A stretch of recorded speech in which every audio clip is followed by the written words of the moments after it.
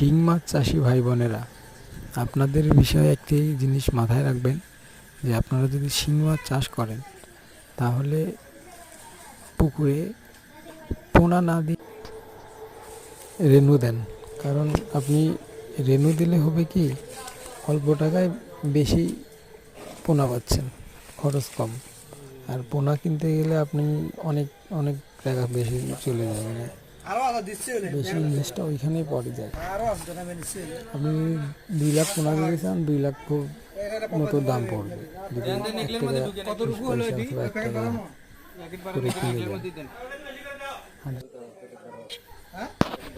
আপনি যদি রেনু দেন তাহলে আপনার অল্প টাকায় আপনি অনেকগুলো রেনু পাচ্ছেন।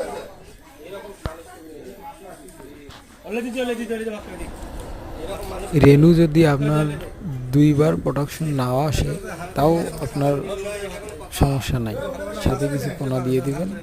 আপনি প্রথমে যদি 2 লাখ রেনু টার্গেট করে রেনু দেন, তাহলে যদি 1 লাখ মাছ টেকে তাহলে আপনি আর কিছু পোনা পরে কিনে দিয়ে দিন, অল্প, মানে তবুও অত টাকা খরচ করবে না। তো